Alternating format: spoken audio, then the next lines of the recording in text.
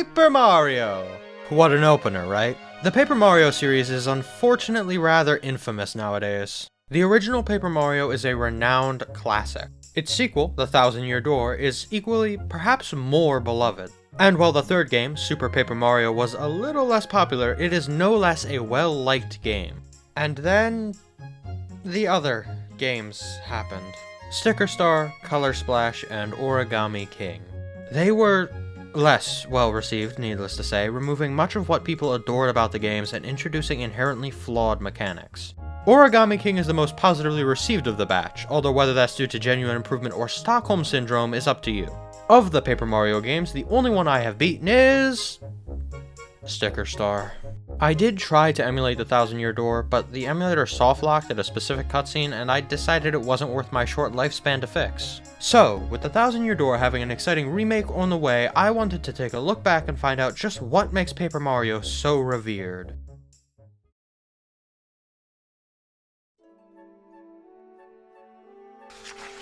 Today, I'm going to tell the story of star spirits and good wishes.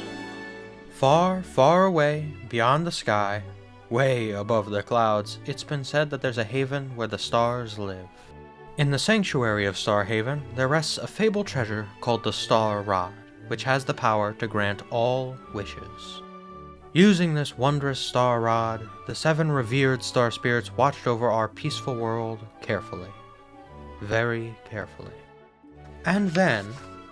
oh dear, who stuck that weird thing into this story? Pay attention now.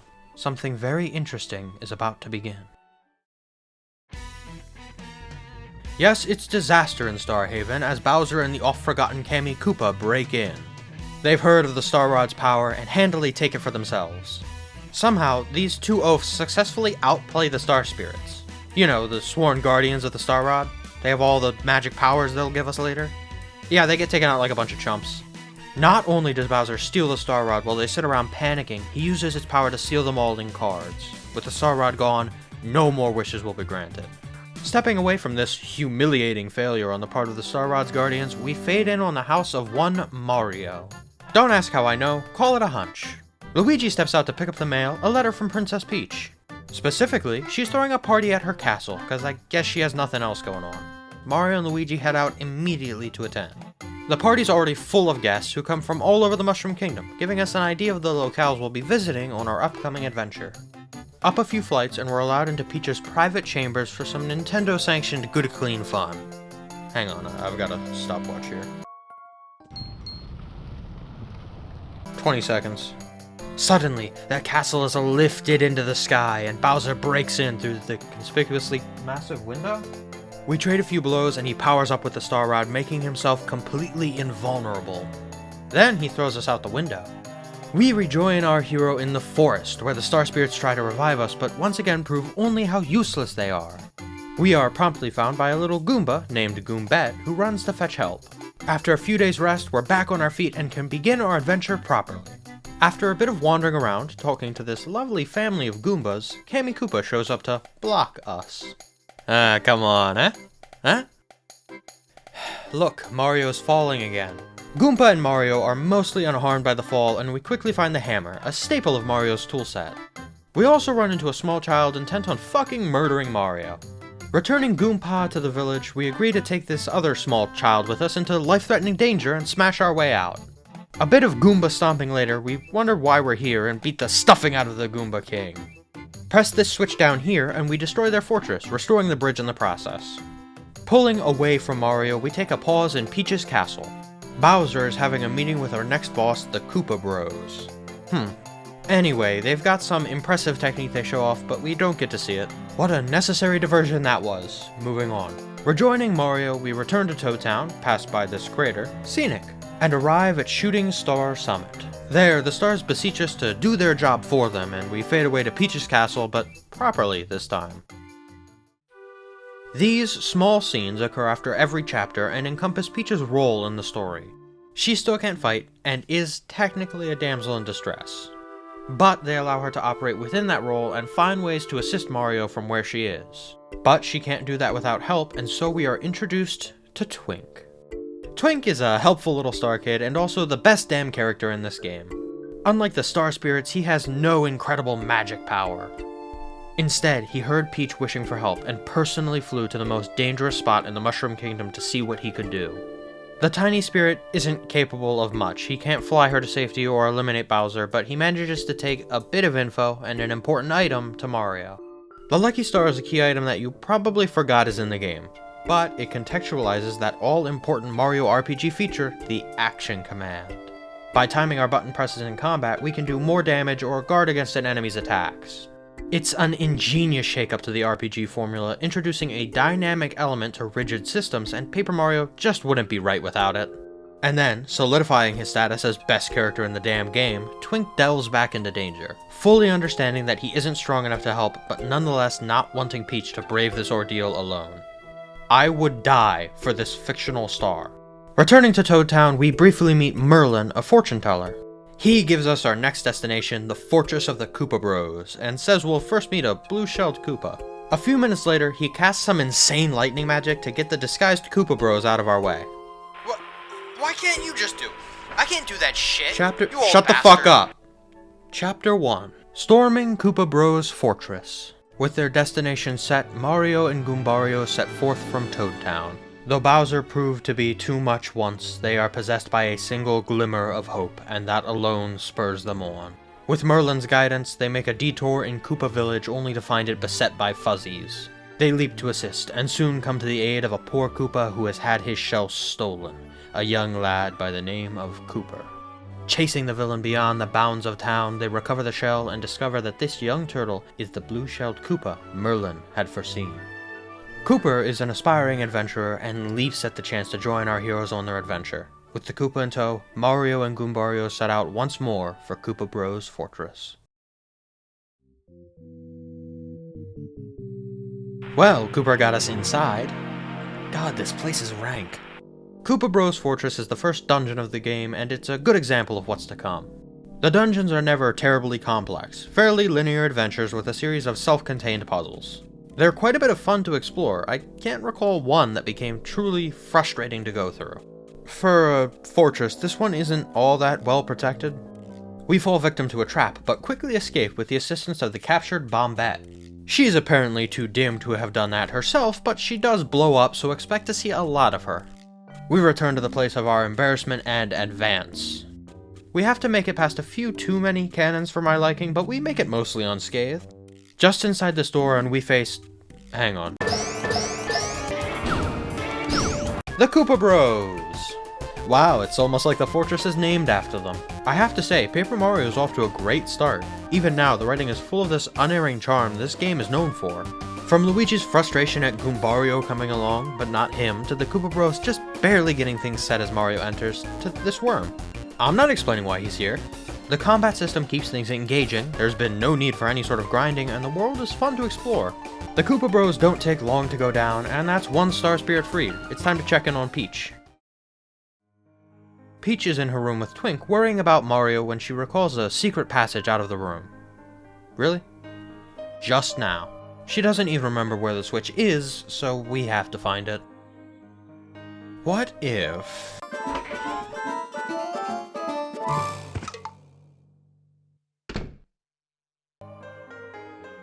I'm gonna try it again.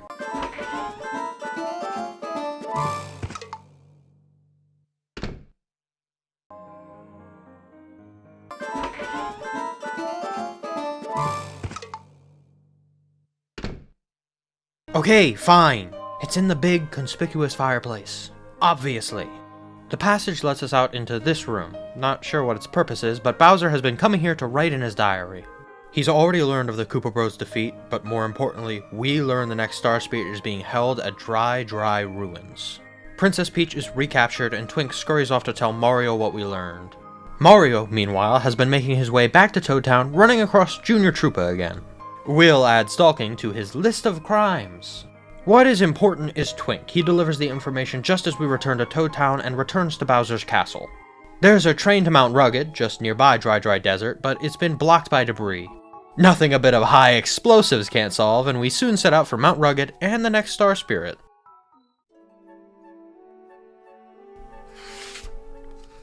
Chapter 2. The Mystery of Dry Ruins. Having arrived at Mount Rugged, Mario and company soon bump into Pericary, an incompetent mailman who has lost his letters. Mario agrees to assist, and with a bit of legwork, the missing post is recovered.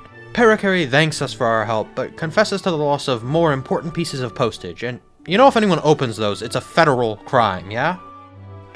Appreciating Mario's skill for locating letters, Pericary joins the ragtag crew and their adventure continues. After a bit of running around and a Legend of Zelda reference, we make our way through the desert and arrive at Dry Ruins. This is a bit of an interesting dungeon. There's technically a puzzle, but they just give you the answer. Maybe on the original N64 you would have to remember this, but I'm on the Switch with a screenshot feature, so nah. They play up this fun gag with a spooky voice and Buzzy Beetle!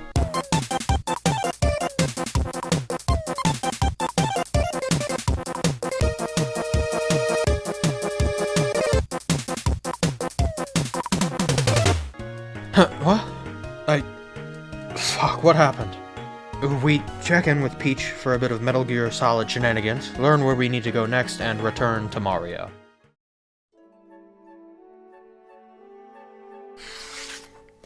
Chapter 3. The Invincible Tubba Blubba. Returning from Dry Ruins, Mario is informed of a Boo looking to speak with him. Encountering this ghost upon the edge of Forever Forest, this Boo informs Mario his master would like to talk and invites the portly plumber to visit their mansion. With the threat of bodily harm imminent and a mostly clear schedule, Mario decides to stop by. Forever Forest is a maze, and the mysterious host has transformed the mansion into a series of challenges to test our party. Finally, the party arrives on the top floor and encounters their host, the elegant Lady Bo. The villain Tubba Blubba has been consuming booze, and Lady Bo requires our assistance to vanquish the beast. In order to assure our obedience, she has captured the escaped Star Spirit, promising to release it upon Tubba Blubba's defeat. I guess we don't have much of a choice in this one. Pondering how to defeat a beast that is described as invincible, the company nonetheless sets out for Tubba Blubba's castle. Man, this place is dreary. Would it kill Bowser to imprison a Star Spirit somewhere tropical? Well, Delfino's nice this time of year. I'm not sure if this place always looked torn apart or if this is Tubba Blubba's doing. I also have to question what the Boos are doing here. There's a perfectly good mansion they can hide in. Maybe Bo's sensitive about her space. I can't judge her for that. We get our first sighting of Tubba Blubba here, and yeah, he's pretty intimidating. Still, if we want to rescue the Star Spirit, we'll need to brave his castle. With a bit of stealth, we manage to sneak by the snoozing Clubbas, whose design I adore, by the way. Eventually, we make it to Tubba Blubba's bedroom and find a chest that seems pretty important, but he enters while we're inside, forcing us to hide. He seems to be just as heavy a sleeper as his Clubba guards, so we crack open the chest and out comes a sentient key. It asks if we're here to steal it and gain access to Windy Mill, which we are, yeah. Oh, stop yelling, you little prick! Oh, great, he's up. Run! Fucking Christ, what is he made of? Move! We'll remember your sacrifice later. See ya! Sprinting all the way to Windy Mill, we unlock the door and venture inside, encountering Tubba Blubba's heart. In order to be free of mortality, Tubba Blubba had to remove his very heart. Which, I'll admit, is pretty fucking hardcore. On its last legs, Tubba Blubba's heart flees back the way we came. Giving chase, we encounter Tubba Blubba's body, raising a worrying number of questions about how the heart and main body can both be sentient. Does the heart die when they recombine? Anyway, Tubba Blubba swallows his heart, boasting that with the two put together, he's now unbeatable. This is despite it being made pretty clear that having his heart back is a bad thing, and he's actually a bit of a joke in this fight. Sure, he can do some damage, but his health pool is a joke. It's just 20.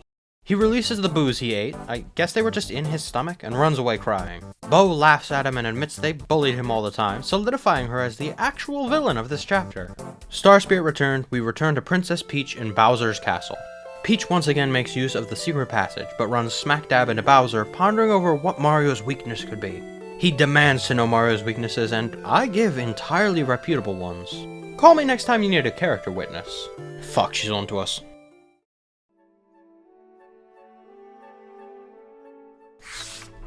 Chapter 4. Trials in the Toy Box.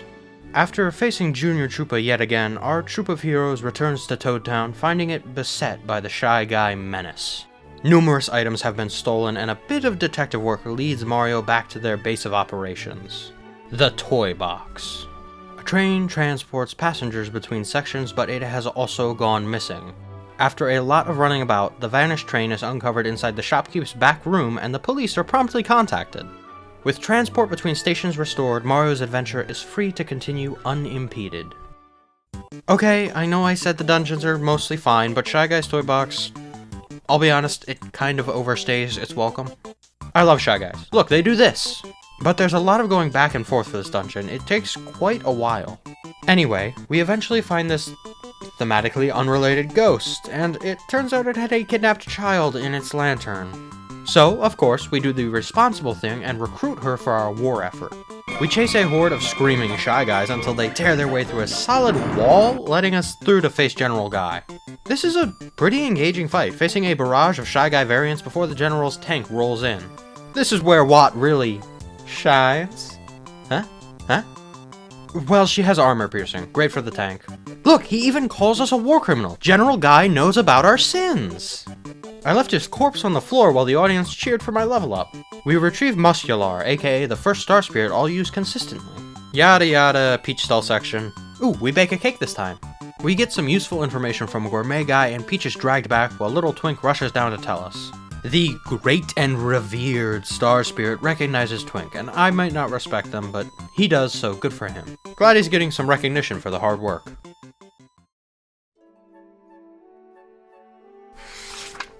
Chapter 5. Hot Times on Lava Island. With Twink's information, Mario knows he must journey to Lava Island and makes for the harbor immediately. No ships are available, but by rescuing a fuzzipede from a whale's stomach, he nonetheless secures transport. No one of importance joins the company for the journey across the sea. Lava Island is inhabited not by toads, but by Yoshis, who make fast friends with Mario and his companions. Disaster befalls the tribe as the troublesome children escape their caretaker Sushi and become lost in the jungle. Mario springs into action, securing the children's safety and the trust of his new ally Sushi. With the children safe, Mario sets out to find Raphael the Raven and rescue the next Star Spirit. We finally get to go somewhere nice, and it's full of violent plants. Honestly, when sold one vegan. Just climb up this tree and... oh, hello. Raphael agrees to assist us and summon more ravens who...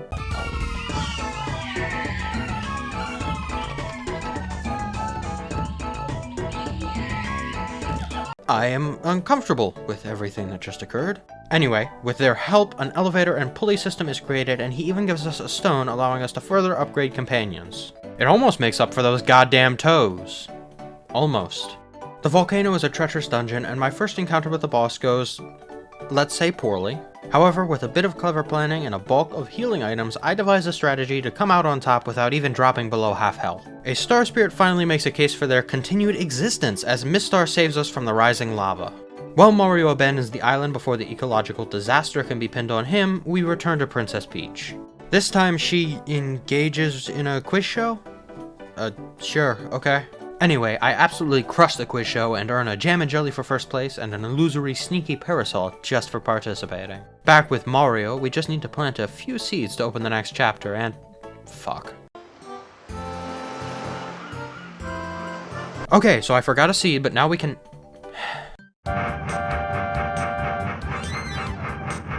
Okay, now, can we get a move on? I've got a schedule to fucking keep, you know? Yeah, shut the fuck up. Chapter 6. Dark Days in Flower Fields.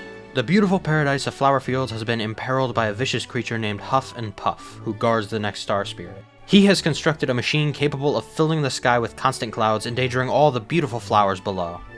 The denizens of Flower Fields are often self-centered and short-sighted, and lead Mario on quite the dance around, and okay, honestly, fuck these guys. The flowers are selfish and full of themselves. They give Mario a constant hard time, despite the fact we're actively trying to stop them from all withering away. Despite the people's best efforts, Mario is eventually able to progress, encountering a Lakitu by the name of Spike.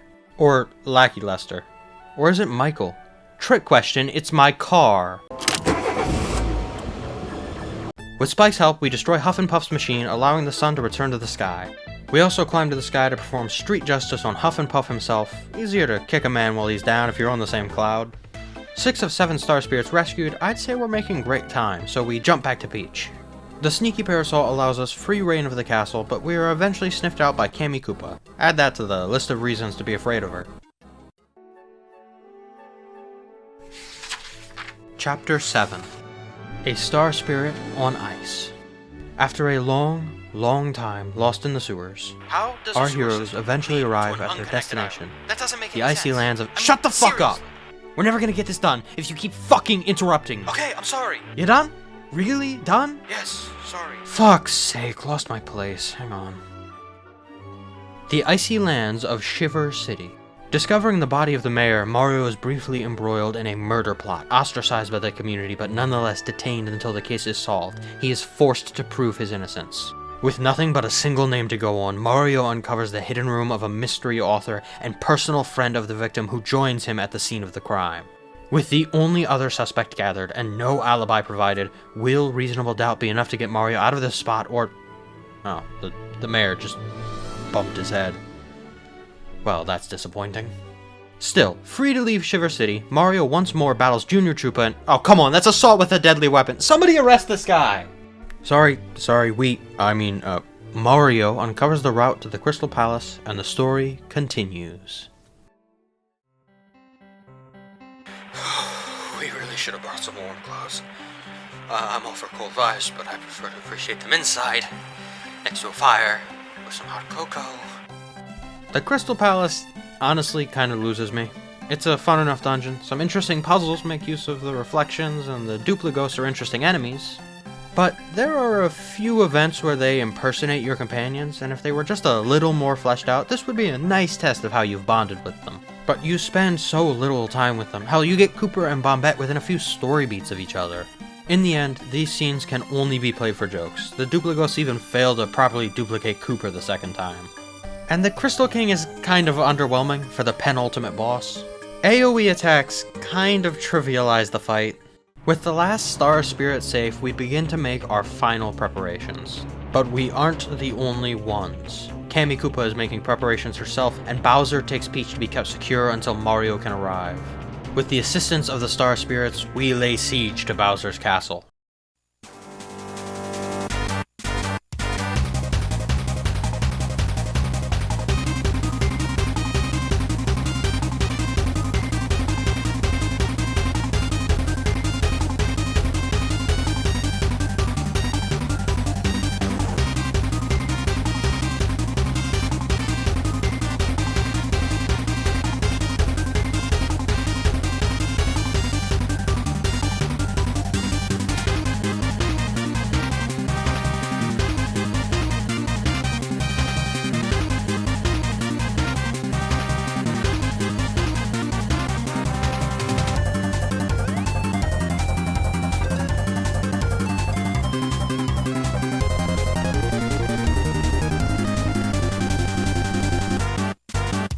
Oh, come on!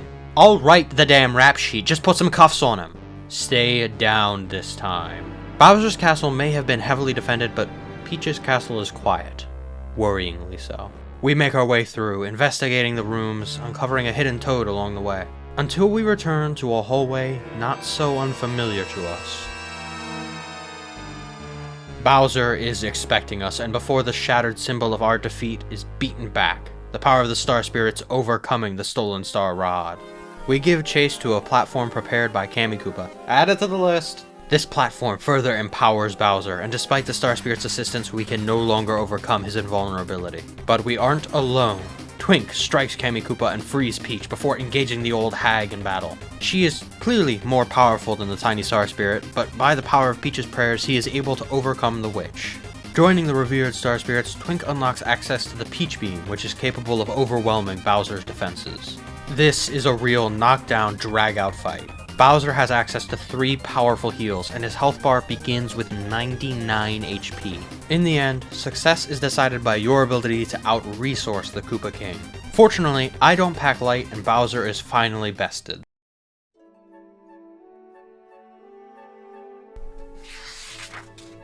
Epilogue. Peace in the Mushroom Kingdom. Mario and company return to their lives, and one by one are visited by Pericary with an important invite. To celebrate our victory, Peach is throwing another party, because that went so well last time. A parade is thrown, headed by Perfect Boy Luigi, and Mario enjoys the fireworks with Peach. The end. Longest Tuesday of my life.